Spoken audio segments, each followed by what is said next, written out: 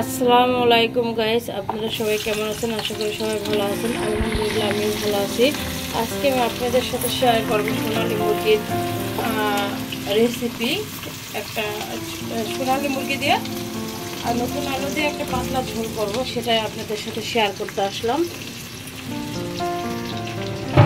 এখানে আমি নিয়ে নিয়েছি সাদা তেল, দিয়ে দিচ্ছি কড়াইয়ের মাঝে, আর নিয়ে নিচ্ছি পরিমাণ মতো পেঁয়াজটা আপনারা যে যার আন্দাজ মতো নেবেন। এখন এটাকে আমি একটু ভালো করে ভেজে নিব।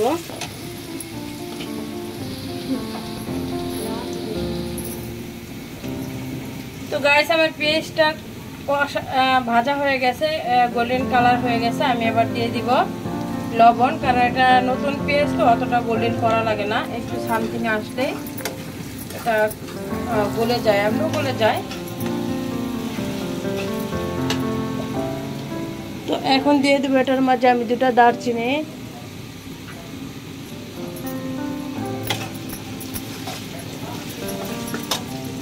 আর দিয়ে দিব আমি এখানে অনেক কিছু মিশিয়ে মিক্সড করে নিছি, সেটা আপনাদের দিতে বলতে থাকি। এখানে দিয়ে দিচ্ছি আমি আদা, দিয়ে দিচ্ছি রসুন, দিয়ে দিচ্ছি ধনিয়া জিরা একসাথে করে তেল, এটাকে মশমশা করে দিছি। দিয়ে দিছি এলাচির গুঁড়া ভেজে, আর দিয়ে দিছি লবঙ্গ, দিয়ে দিছি জয়ফল, দিয়ে দিছি জয়ত্রী। সব কিছু মিক্সড করে আমি একটা ব্লেন্ডার করে নিয়েছি, কারণ আস্তা দিলে এটা ভালো লাগে না অনেক সময় খেতে, বাট এর জন্য আমি সব কিছু ভেজে দিলাম। কিছু দেওয়ার একটাই মানে, সেটা হলো এটা যেহেতু পাকিস্তানি মুরগি, সোনালী মুরগিটা পাকিস্তানি মুরগি আমরা বলি, বাট এই পাকিস্তানি মুরগির শরীরে কিন্তু এমনি একটা আলাদা একটা স্মেল আছে, যেটা ভালো লাগে না। তো ওটাকে অ্যাভয়েড করার জন্যই আমি এত কিছু এই মশলাগুলো অ্যাড করি এই মুরগিটার মাঝে। এগুলো অ্যাড করে যখন আপনি এই মুরগিটা রান্না করবেন, আপনার ওই স্মেলটা আর পাবেন না, মুরগির স্বাদটাই আলাদা থাকবো। এখন আমি এটা একটু ভালোভাবে কষিয়ে নেব।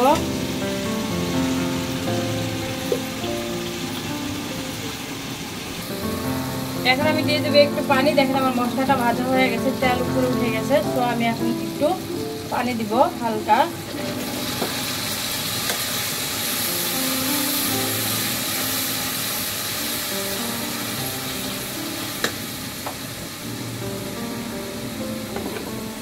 এবার দিয়ে দেবো আমি শুকনো উপকরণগুলা, দিয়ে দেবো মরিচের গুঁড়া, ঝালটা আপনাদের স্বাদ মতো দিবেন। দিয়ে দেবো একটু গোলমরিচ গুঁড়া। আমি আবারও বলতেছি, এই মুরগিটা আমি একটু বেশি মশলা ইউজ করি আর কি, যাতে এই মুরগির গায়ে যে একটা গন্ধ থাকে সে আলাদা গন্ধটা যাতে না পাওয়া যায়, এই জন্য আমি সব ধরনের মশলা দিয়ে থাকি। এবার দিয়ে দেবো হলুদ,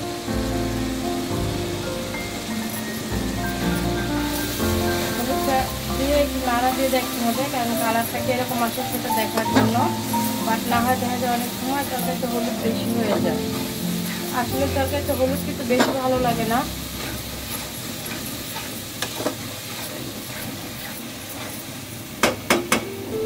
আমার মনে হয় আরেকটু লাগবে।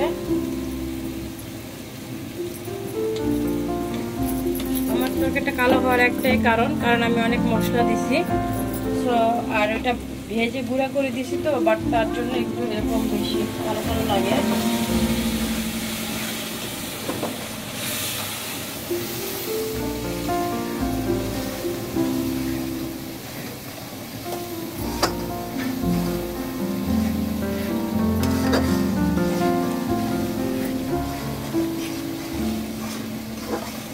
এখন আমি এটাকে একটু কষে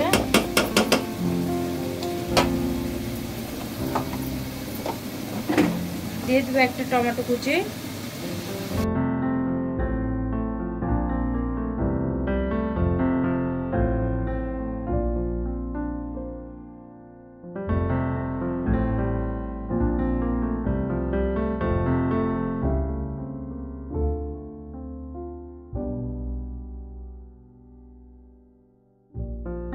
দেখেন উপরে তেল চলে আসছে।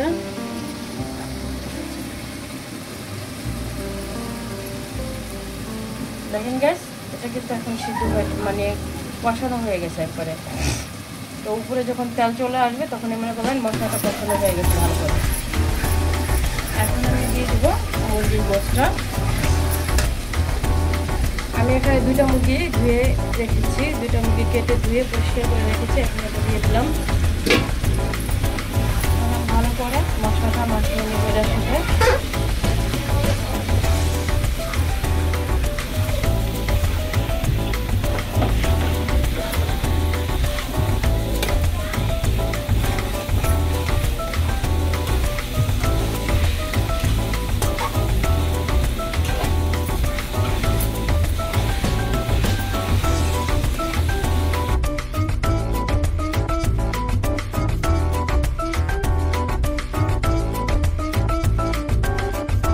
কষানোর জন্য একটু পানি অ্যাড করে দেবো এখানে। এই মুরগিটা এমনি দ্রুত সিদ্ধ হয়ে যায়, কারণ সোনালী মুরগিটা অনেক সফট থাকে, এটা হার্ড না। তো আমি এতটুকু পানি দিয়ে দিলাম এখানে মুরগিটা কষানোর জন্য। পানিটা দিয়ে মুরগিটাকে ভালো করে কষিয়ে নেব।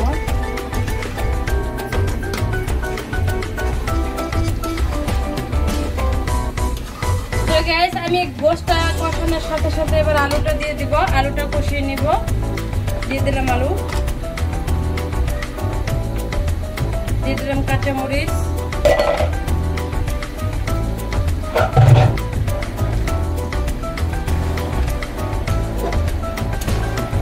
এবার ভালো করে মিশিয়ে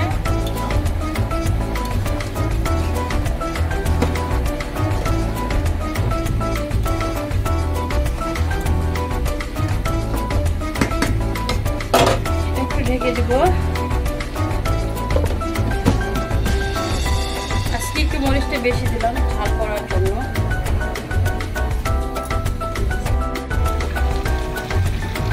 গাইস, আমার মুরগিটা কষানো হয়ে গেছে, এবার আমি পানি দিয়ে দিব।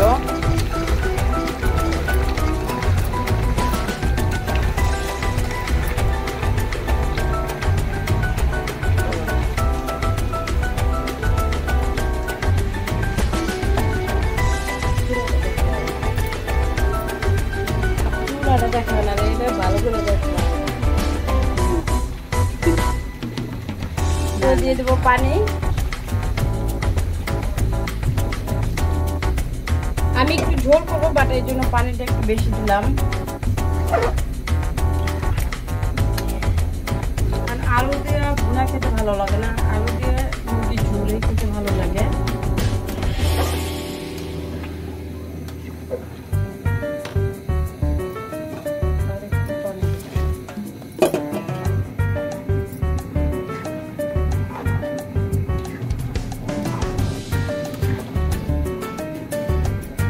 এবার আমি এটাকে ঢেকে দিব।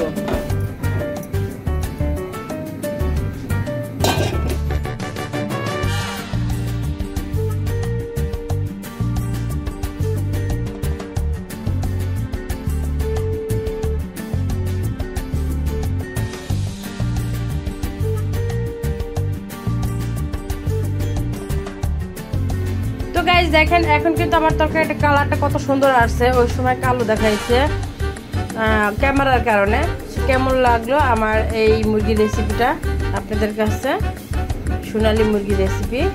যদি ভালো লেগে থাকে আপনারা বাসায় একবার হলো এইভাবে আমি যেভাবে সব মশলা অ্যাড করে খাই এভাবে খেয়ে দেখবেন, সোনালী মুরগির গায়ে কোনো গন্ধ থাকবে না। আর যদি আপনাদের ভালো লাগে, আমার ফ্রেন্ড যারা আছেন তারা আমার একটা ফলো দিবেন, লাইক দিবেন, কমেন্টে ভালো মতো যা বলার, যদি কিছু জানার থাকে বলার থেকে আমাকে বলতে পারেন। আর আমার ইউটিউব চ্যানেলে যারা আমার সাবস্ক্রাইবার আছেন তারা আমার চ্যানেলটা যারা নতুন দেখতেছেন তারা নিশ্চয়ই আমাকে একটা সাবস্ক্রাইব করে দিবেন। এই পর্যন্ত ছিল আজকের ভিডিওটা। ভালো থাকবেন, আল্লাহ হাফেজ।